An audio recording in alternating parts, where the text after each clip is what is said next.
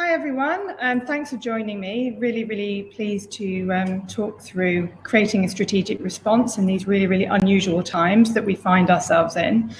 Just to say up front that I'm going to try and get through this fairly speedily because I know that everybody, probably like me, is on a million calls at the minute and we're probably more time pressured than we ever have been. And I will be sharing a copy of this at the end, so don't worry about following everything as I go. Okay, so just to introduce myself, I'm Diana Erskine. I'm the Commercial Director at DEPT UK. And I put together a sort of blog piece recently because a couple of people, colleagues, industry friends, clients were asking me really, and we were getting loads of questions about how they could tackle these really unprecedented times. So I put together a little something and I just wanted to talk you through it. These are the points as I'm going to go through them. Like I said, it'll be fairly speedy, but don't worry. And there are questions at the end, so please do log questions and I'll get through as many of those as I can as well. So the reality of now, for businesses and organizations across the globe, I mean, this time is like nothing we've encountered before. And the thing that's really challenging for all of us is that we have complete uncertainty about what the next few months and even years may hold. Let's hope not, but it makes planning and it makes our challenge as marketeers and digital consultants incredibly difficult because we're used to having at least an idea of what the next 3 to 6 months looks like. And at the minute, everything is very much in flux. We are dealing with global context that simultaneously some of us have never had to deal with all at once. I mean, obviously across the globe, the impact of this is slightly different and more acute in specific areas.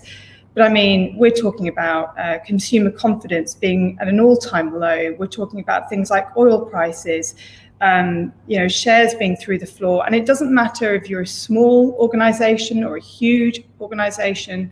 The fact is that this is a complete leveler to all of us because we're all feeling it in different ways, but in an equally impactful way. And in my opinion, there are 3 areas where we are really all sort of seeing something that's really impacting and really challenging our businesses or organizations. We're being put into a scenario of forced dehumanization, which is a long way of saying we have no way of having face-to-face contact anymore. And for some organizations and industries and verticals, that is hugely destructive. I mean, travel and tourism have been brought to their knees by this. It is really painful. But even some of the more subtle industries where you think they might not be touched, the food industry where you think, well, actually, the demand is still going to be there. Surely they're going to have minimal impact. Well, actually, their production areas, their factories, they are having to put such severe rotas in place in terms of how their people can work to minimize the risk to them, of course, because people come first. The production is impacted in such a way. And so it's all, whether it's an initial impact or whether it's a secondary or tertiary impact, the forced dehumanization impact is huge.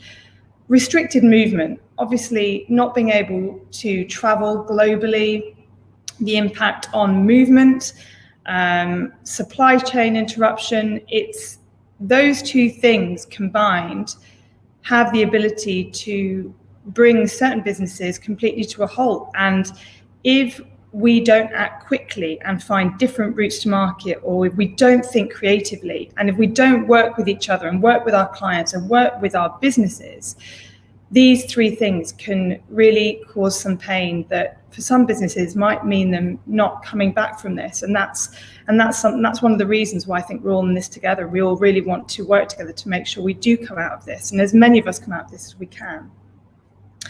So how are businesses reacting? So whether it's one of our clients, or whether it's an industry colleague, or whether it's a friend of mine who is working within a business, these are the effects that I've seen initially. Obviously, the remote working, we've all seen the posts on LinkedIn, okay? Everybody's seen everybody's home set up. I'm actually in the office today, unusually, but I'm completely on my own. But everybody is getting used to the remote working model. For businesses like ours, that's very normal, but for some businesses, it's completely unusual. We've seen businesses have to take huge desktops back home for their employees, and it's taken time for some businesses to get through that. They've had to review operational risk and impact. They've had to immediately review spend and recruitment, really acute review of their budgets. And then, it differs across the globe, but of course, different countries have had different aid and help and government supports. And so businesses have very quickly had to get to grips with that, and how they can apply, and how quickly they can apply, and what the speed of impact that can have on their business. And ultimately, what every business has been trying to do is model the commercial impact of COVID-19 on them. And for the past 2 weeks, I think most businesses, or most people out there, will identify that that's something we've all had to be doing.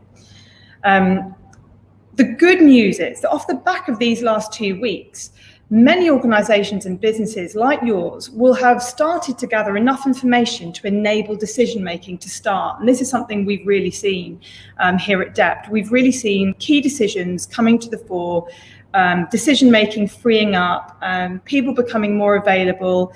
And so it's a really, really key time, because for people, for consultants, digital marketeers, CIOs, the time to act is now. We've taken stock as quickly as we can. We've got to grips as quickly as we can with an unprecedented scenario. And now we've got to get our tactics right. So what's our role and responsibility in this? And this is something I take quite seriously. I take my personal role as a commercial director, as a consultant, as a digital advocate. I take my role in this very seriously. And where I think all of our responsibility lies within this unique scenario is our ability to think tactically, but also transformatively in the short term. I think more than ever, people, industry colleagues, friends are going to be looking to us to think creatively, to advise, to support, to help, whether that's at work, or whether that's a friend who's calling you because they're a yoga instructor and they don't know how they're going to continue their home setup, or how they're going to continue working. We have a real responsibility here across our personal and professional lives. And where we need to get to, and where we need to help people around us get to, is, I think, it's looking at the first 2 steps in how we deal with this process.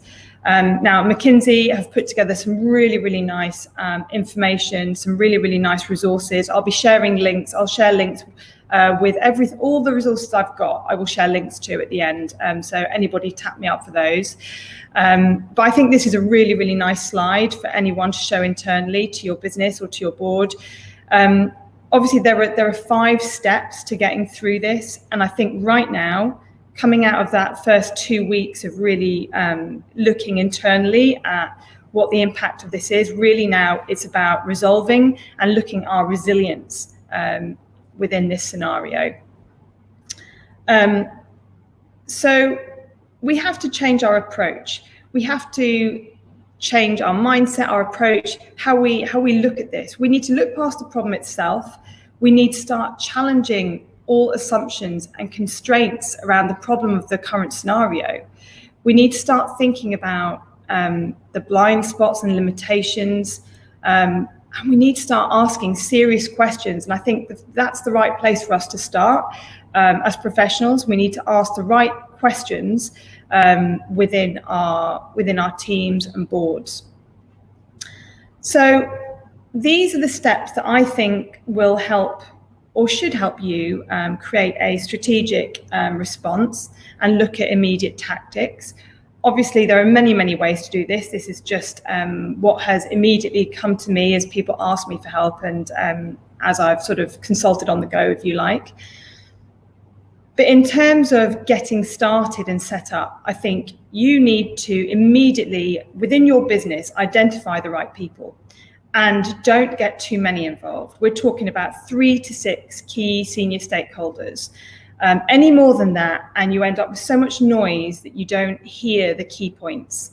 And also, people can get drowned out, and particularly not people that aren't as vocal as others. They can get easily drowned out, and they can have just as much really important stuff to say. So we need to make sure that everybody's heard. So 3 to 6 key senior stakeholders.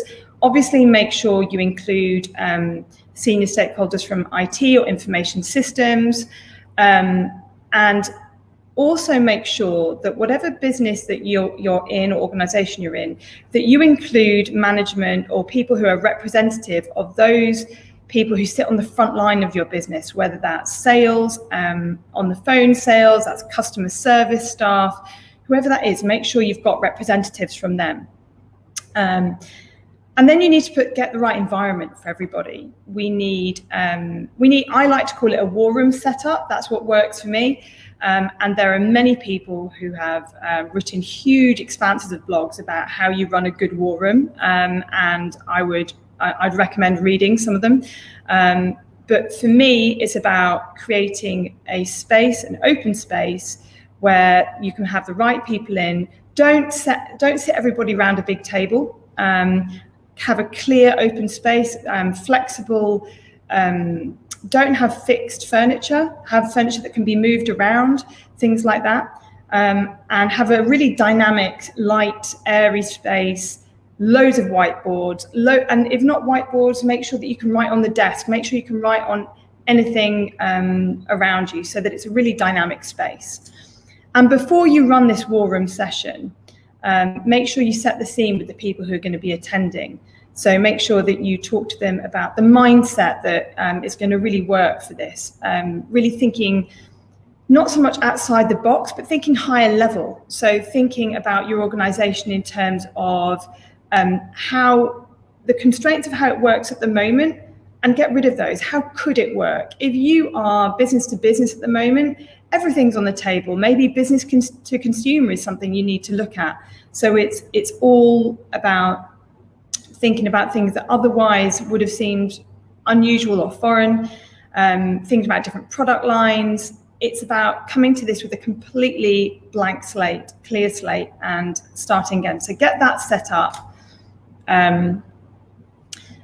And the first thing you need to do as a group of people is, in your war room session, is identify the problem. And that sounds really, really simple because we all know what the problem is.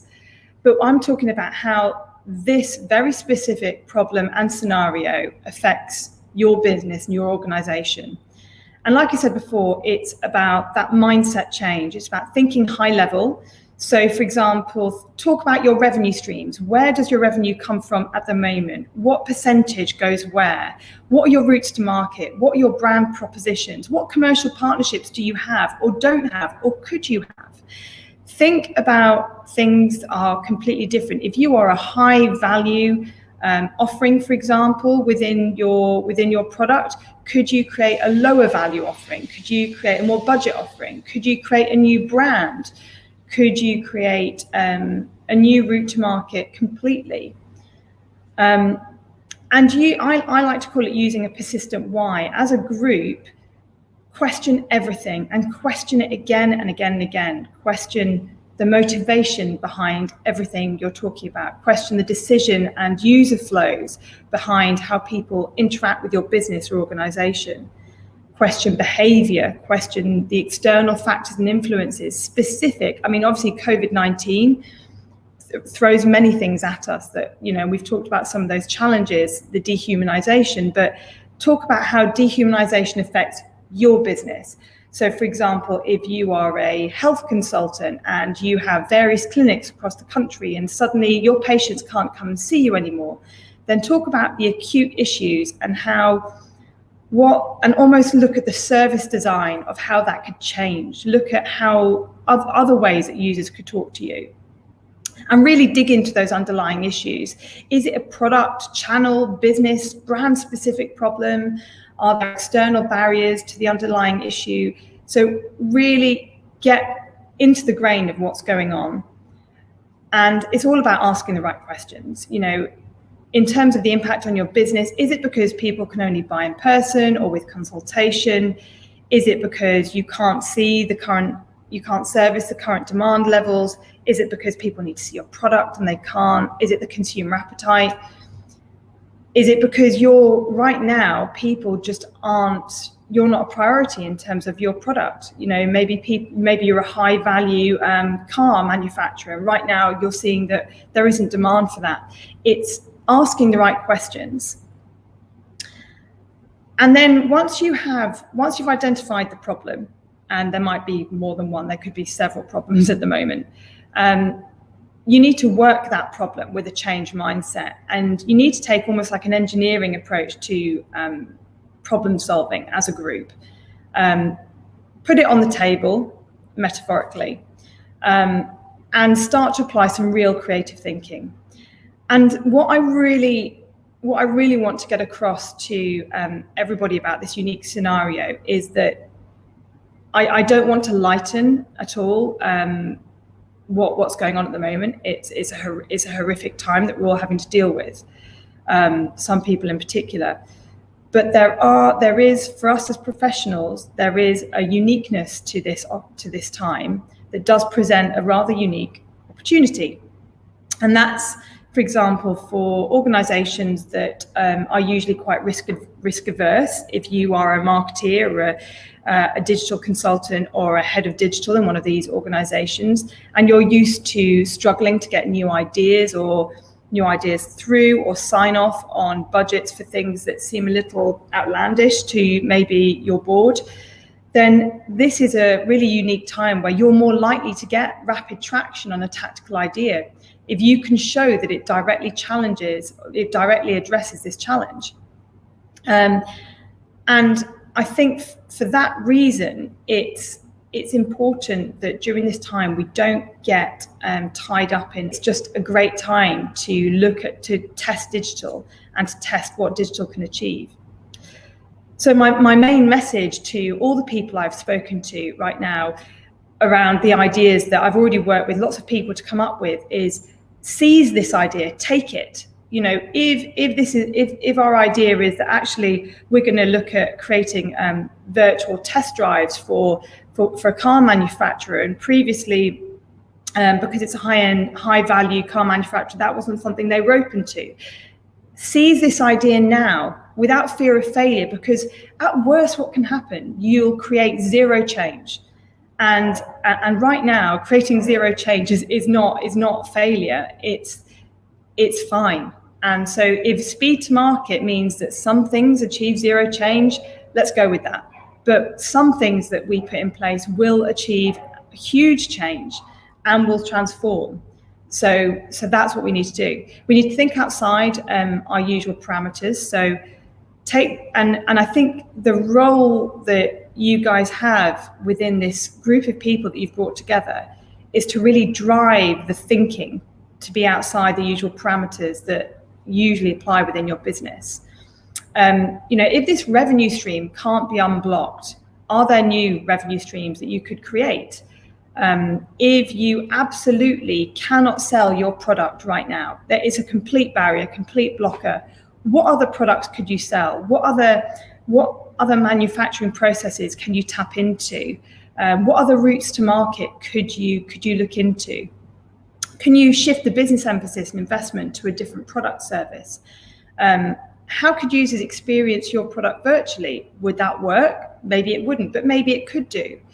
Could you change your proposition to more of a delivery model? If you are a food manufacturer who doesn't sell direct to market at the minute, maybe the idea of creating that channel at speed is terrifying, but actually there are so many digital platforms available to you at the minute that allow you to do exactly that now is absolutely the time to dip your toe in the water. You know, Amazon is a ready-made platform ready there to take orders. There are so many things you can do to achieve speed to market. Can you create a new sister brand or business proposition for tactical pricing? If you think that right now consumers just aren't open to your pricing model, then create a different brand and run with that, because you don't want to impact your brand for when we come out of this scenario. The next thing you need to do as a group is look at your current digital roadmap, and you might have one or you might not have one, depending on the size of organization that you are. But whatever sort of digital roadmap you have, whether it's in somebody's head or whether you have a hugely detailed digital roadmap, review it now. And this is the key thing that I find quite interesting. If you're cutting costs rather than shifting or reapportioning them, you're probably not solving the problem. You're just trying to reduce the effects of the problem. And I think that's a really good guide for us. And I'm not saying that because I think we need to continue to spend huge budgets with agencies. That's not what I'm saying. What I'm saying is we need to look at where those budgets are going and whether they're currently in the right place. If you cannot sell your product because you have a barrier to doing so, then why take your budget from potentially optimizing those sales online and put that budget into creating really unique content, for example? The budget itself can always be useful. It's just we need to make sure that it's going into the right place. So things to look for when you're looking at, as a group, when you're looking at your digital roadmap, and I think these are quite good indicators and quite good flags. Look for those future ideas that required a change in behavior from your users, your consumers. And these ideas probably received a cynical audience initially when they were aired, or maybe they were never even discussed, or maybe they were never even taken to board level. And if they were, they certainly weren't deemed a priority. They were deemed as nice to haves in the future, nice digital transformation pieces that you would eventually get to. And it could be something as simple as video live chat, online consultations, group calling, mobile apps, offline access, VR platforms. And these could all be things that have been talked about, but just it's never been the right time. And yet now, in this unique scenario, there are platforms, products, services that can allow you to tap into and experiment and try these things really rapidly and achieve really, really, really effective speed to market. So those are the things to look for in your digital roadmap. If they're not there, by the way, because you don't have a digital roadmap, then it's quite simply, it's thinking about, you will have at some point discussed how all these ideas or all these things you could do in the future for your business. And it's just about bringing those forward and saying, that crazy idea we had where we talked about making all our consultations virtual so that people didn't have to come into the practice, or when we talked about creating virtual holidays for our clients so that those who were housebound or bedbound could actually experience a holiday. When we talked about that nuts idea, those are the things that now you want to tap into. And in terms of how you get moving, so you've got these ideas, you've listed them out, you've put them on the whiteboard. Now you've got to get moving. You've got to do your research. You've got to research digital tools already available, because let's be honest, we're talking about moving tactically at the minute, which means probably not building things from scratch unless it's the only option. If there are platforms that allow you to do what you're wanting to do, then research those and look at what can get you to market as quickly as possible. And then do your due diligence on them, because any platform or any piece of software that you're looking to use needs to have had due diligence done on it. So get your due diligence done. If you don't have a big tech team or systems team, then tap into your suppliers. Ask them to do your due diligence for you. Get them to report back to you on what works and what they'd recommend. It goes without saying that although for example, as an agency, we adopt all sorts of delivery approaches for tactical measures like getting something to market quickly, for example, like a virtual showroom, for example. what you want to do is you want to work agile, of course, because you want to get something up and running quickly, and then you want to start improving it from the day it goes up. So everything that you talk about it in terms of an agile delivery. A couple of things, a couple of warning things here. So don't get pulled into large discovery initiatives. If you find yourselves as a team planning huge discovery pieces that need to be done before you get started, you're not taking the right approach. This is not the time for that. It's not the time to lose speed to market through upfront testing. Now's the time to get started, fail fast, and iterate and keep going.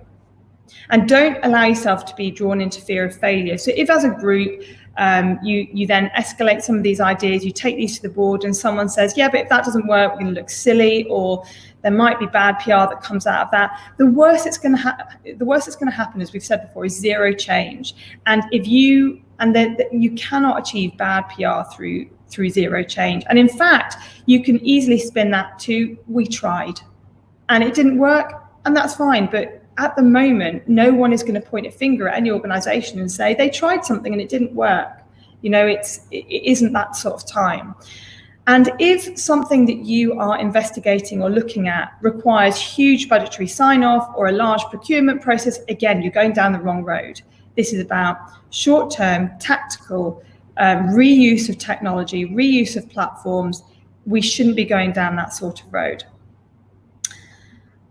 The next thing to look at as a team, as a group of people, is how you increase your communications with customers in the marketplace. And I can't stress this enough, because a lot of people who have come to me have said, look, we just can't operate in this market now. We just can't. We can't sell. We can't service. This has put a complete halt to our business, to our organization. What do we do? And the answer is communicate with your customers or your marketplace. Talk. And although it might seem an odd thing to some organizations, because if you can't do what your users associate you with doing, why would you talk to them? But now is a defining time for brands to have honest, genuine, and empathic messaging. The brands that choose to acknowledge and engage the situation in a really open way, those are the ones that audiences pay attention to.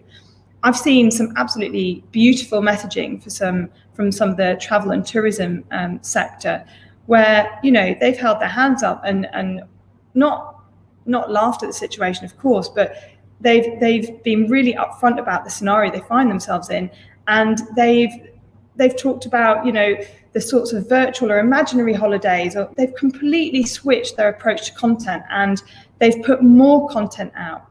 And I've never received so much content from certain brands. And I think that is key, because when this is all over, and it will be over, those are the brands that will stay front and center of users and consumers' minds. And the aim here is to enter recovery with an engaged audience. So if everything else within your business or organization is halted, that is a really key thing to hold on to. Things to consider with regards to your content and how you push that forward and drive that forward. Think about educational platforms and publishing your thinking. Think about the value within your business or organization of knowledge, the knowledge that you have, and how you can put that out. Showcase your brand's personality and support your customers. There are loads of platforms out there that you can use to talk to different groups of people, whether it's to talk to your users, stakeholders, partners. Reuse them wherever possible, and start talking. Think about how you can be useful, informative, and real. I think the time for real content and honesty and openness is never been more important. But also there's a real appetite for aspirational and positive content. Audiences are more open now to the imaginary and the virtual than ever before.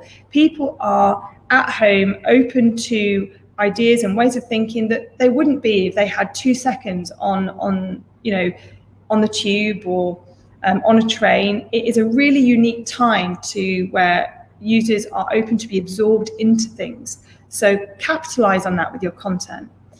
And if nothing else, just update your users on your view of the current climate, what it means for your brand, your workforce. Even if you think that sounds negative, talk, because people people understand real and people sympathize. And I think that tone of voice can work really, really well in this current context.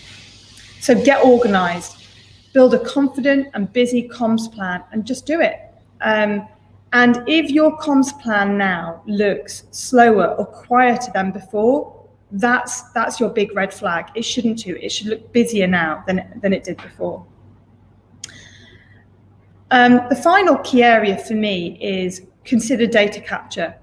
And I say this carefully because I don't believe that now is a time for brands to just say, well, we just need to capture as much data as possible and think about it that ruthlessly. I think it's got to be done really carefully and sympathetically, because of the way users really are precious right now about their data, as they should be about their personal information.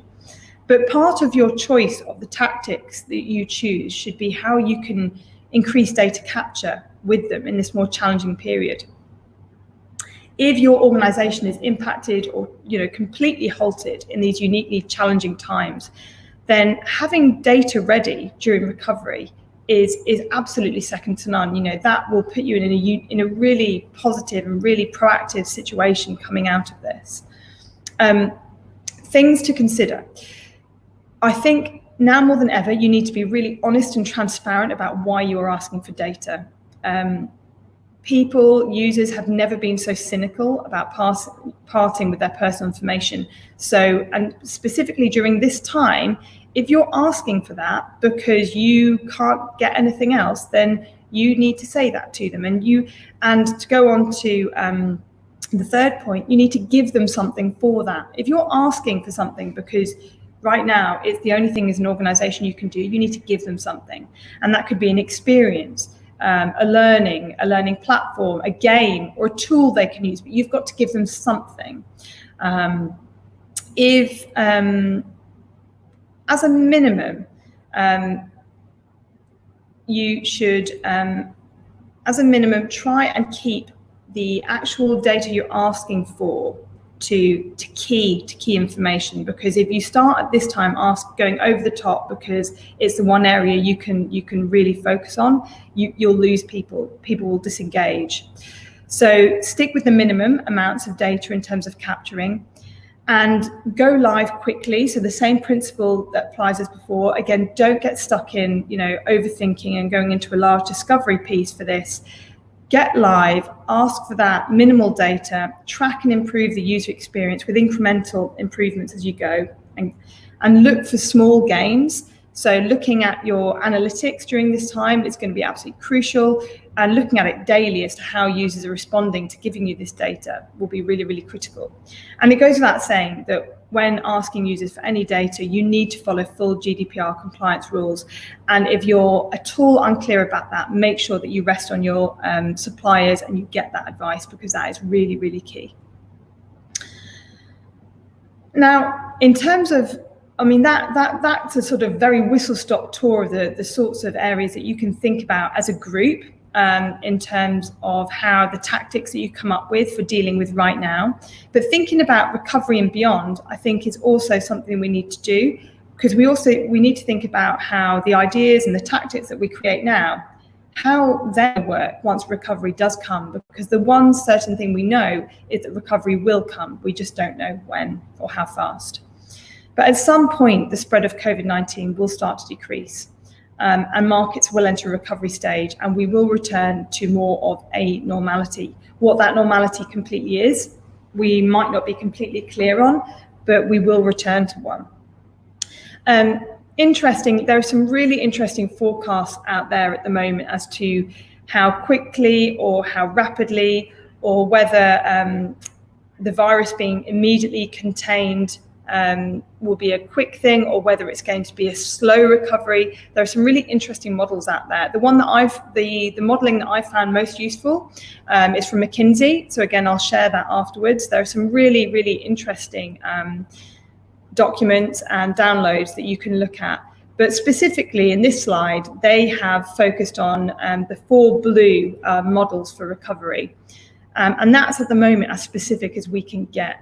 either the virus is going to be contained and we're going to have a slow or more rapid recovery, or it's going to be a really long period of plateau, and then there's going to be a really muted bounce back.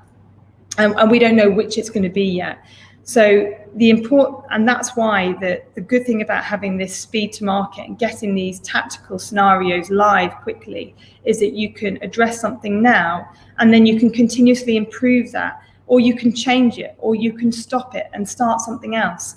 But by not overthinking it and by just going to market, we can start to really roll with the scenario that we're in. And how we can be ready for recovery when it does come, we can think about the tactical changes that we're looking at putting in place. We can think about how many of them we think we're going to be retained and what the cost benefit is going to be of those to the business.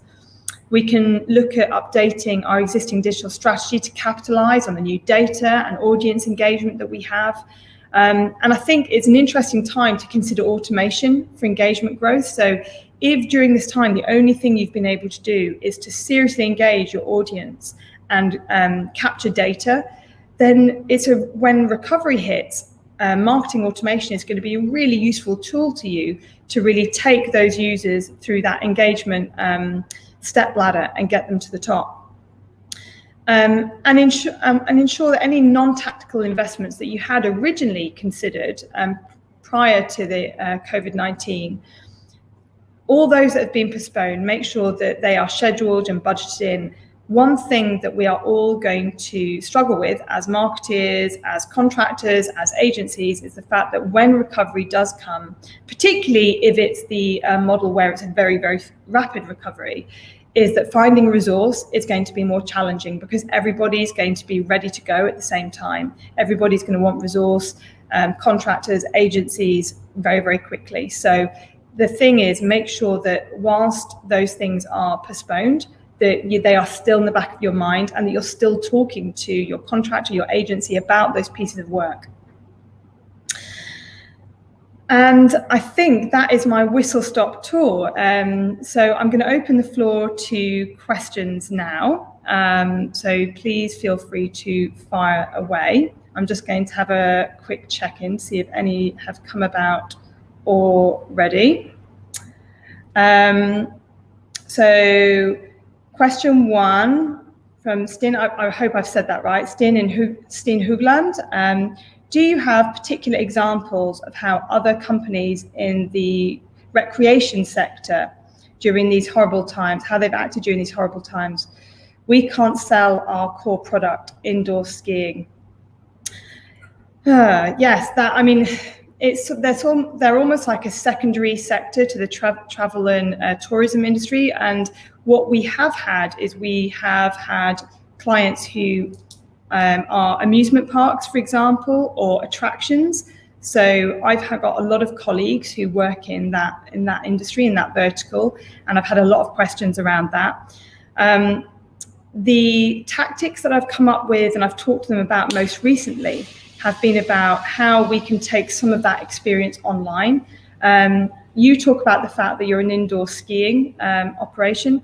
So I've talked to many of my colleagues in museums, in children's museums, in attractions and amusement parks, and they've looked at how they can replicate not all of their experience, of course, but how they can replicate elements of that experience online. And there are so many virtual tools out there and virtual platforms that you can get something to market pretty quickly and see if your users are going to be open to it. And I've seen some really, really good results. I mean, some amusement parks are seeing some really, really nice engagement from users around creating virtual rides, for example. And I think that's the sort of thing that I would like to do.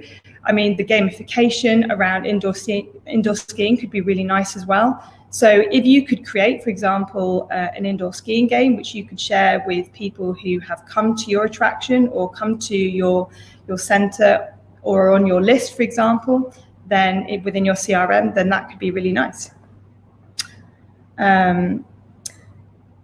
Question two from the same person. In travel, realistically, how can we be tactical? People can't travel. I think it's a really, really good point. And We, like many organisations out there, we have clients in travel and tourism. I know many people who work within the travel and tourism sector and who have been hit really, really hard.